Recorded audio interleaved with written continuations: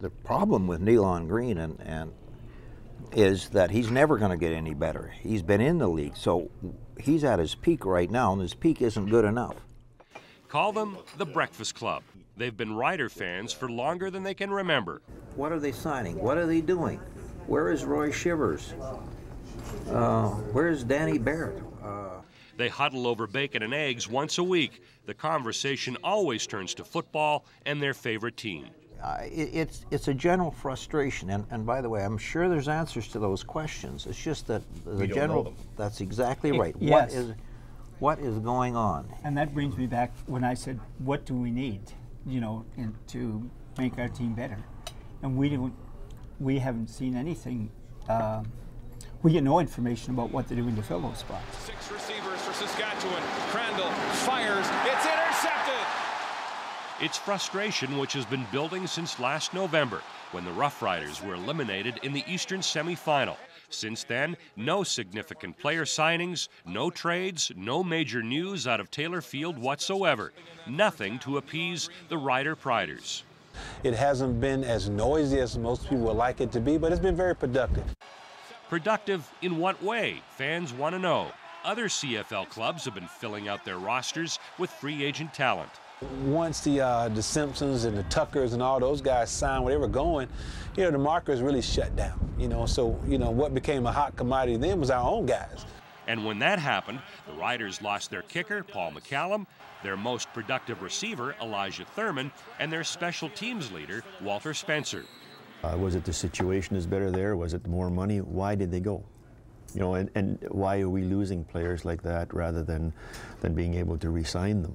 Like we developed, I shouldn't say we developed, but we went through the development phase with Spencer. And then we let him go. Well, it must be money. To lose a couple guys is not detrimental to us. It actually gives us opportunity to see some new guys come in and step up, hungrier guys that want to be a part of what we're doing. So, I see that as a good thing. But the Breakfast Club will need convincing. At least they know for certain new players are on the way from Ottawa.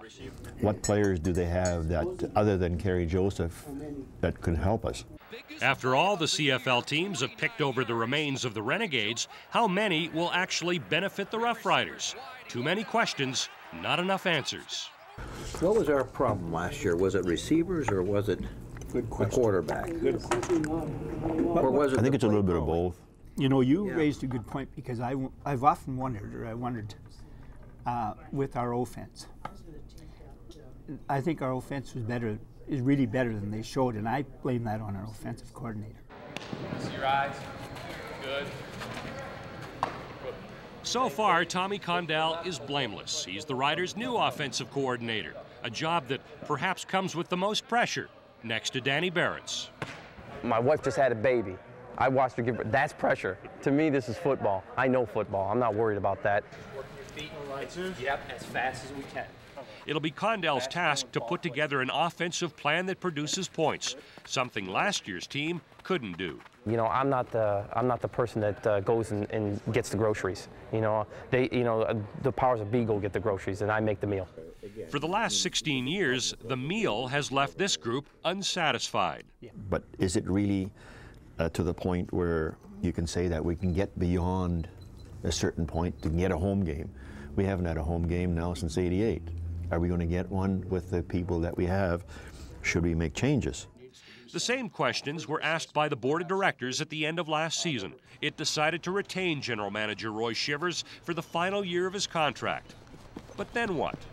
485. I think there's a place for Roy Shivers in the organization because of his ability to find talent and recruit. He's proven himself over the last 20-25 years that he's one of the better people at that in the CFL. And if we don't have Roy Shivers doing that, who's going to do that?